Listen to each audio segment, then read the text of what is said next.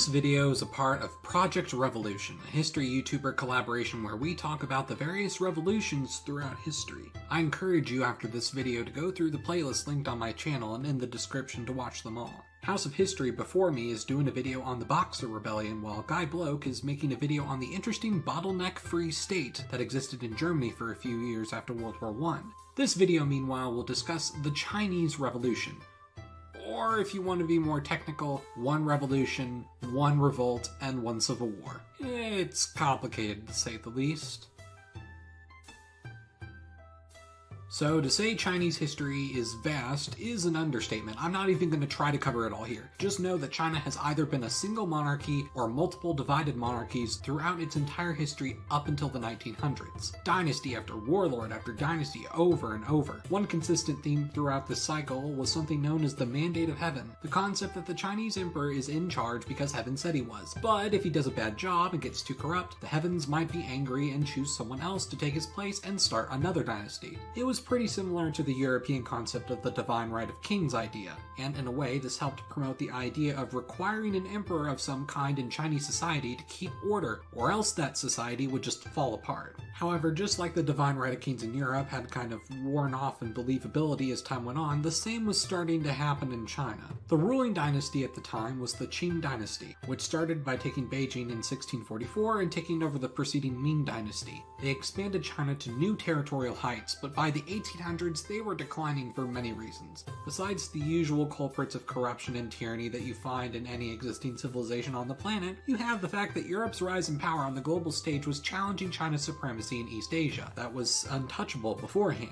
The British humiliated China by sending it a ton of drugs in the form of opium to cause a drug epidemic, and then when China told them to stop, the British said make us, and they went to war where the British won and took Hong Kong. Then another war with the British happened where they lost. Europe afterwards began to economically force their way into China and take their own treaty ports, zones of influence, and overall making the Qing dynasty look very ineffective. China even lost a war to Japan, which chose to modernize, something that China didn't want to do out of pride until it was a bit too late to catch up. Economically, they didn't need to industrialize because their economy and military were so good and so self-contained, they could be fine with staying isolated. But the world wouldn't let it stay isolated. Losing a war to someone like Japan was extremely embarrassing at the time. The final kicker would be the Boxer Rebellion, which I won't get into details since House of History's video is on it, but man, it wasn't pretty.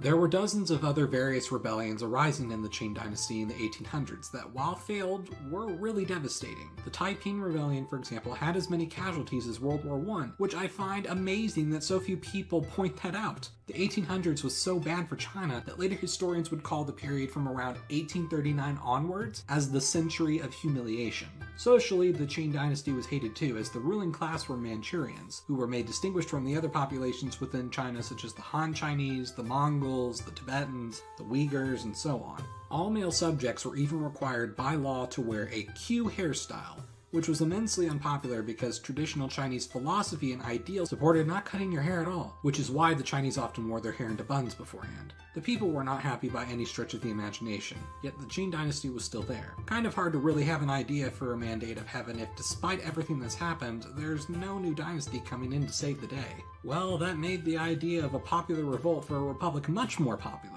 One such proponent was Sun Yat-sen, who had envisioned a Chinese republic. I made a previous video on some of his ideas and philosophies if you're interested in learning more about him, but he was definitely a major leader for a revolution. On October 10th of 1911, the revolution began. It would be called the Xinhai Revolution because in the Chinese calendar it was the Xinhai year, which means metal pig.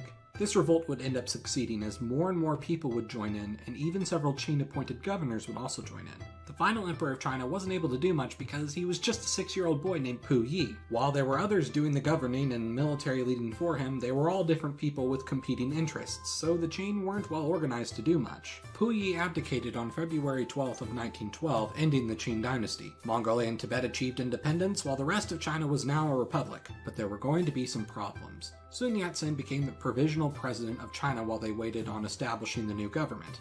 But there was a man who would rival him, Yuan Shikai. Yuan Shikai was a Qing general, who eventually sided with the revolutionaries, but he had ambitions of his own. Sun Yat-sen would compromise with Yuan Shikai by agreeing to make him the first legitimate president of China. But as a compromise, he wanted the capital of China to be moved from Beijing to Nanjing.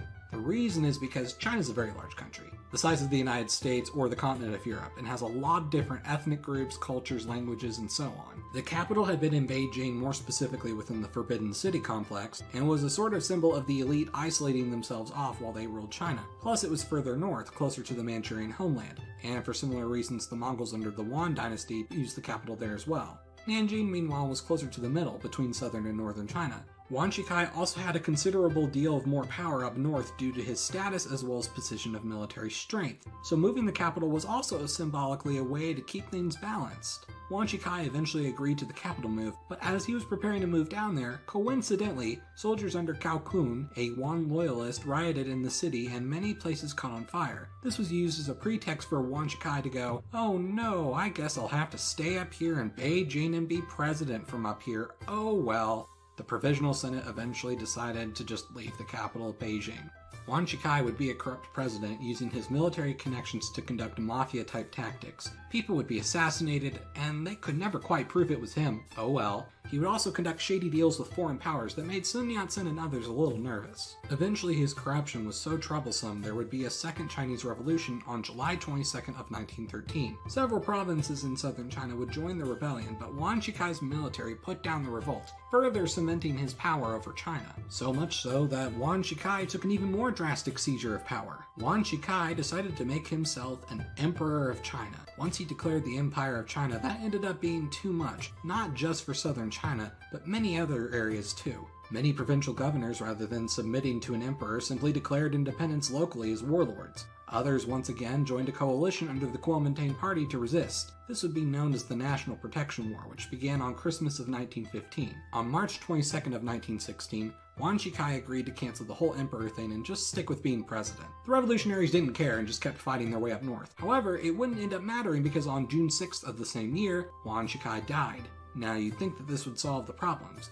It did effectively end the war, but it somehow made problems for China even worse. Yuan Shikai solidified himself so well that upon his death, even more warlords started appearing in China, and several warlords that declared independence in response to Yuan Shikai trying to become emperor didn't even bother trying to rejoin the Republic. Thus, China's warlord period began, meaning unfortunately the Chinese Revolution wasn't as successful as Sun Yat-sen would have hoped. This was a depressing video, but an important topic nonetheless. I feel like a lot of people outside of Asia just assume that, China became a republic, the communists in Kuomintang started a civil war, Japan invaded in the middle of that, and after World War II the communists won the Civil War.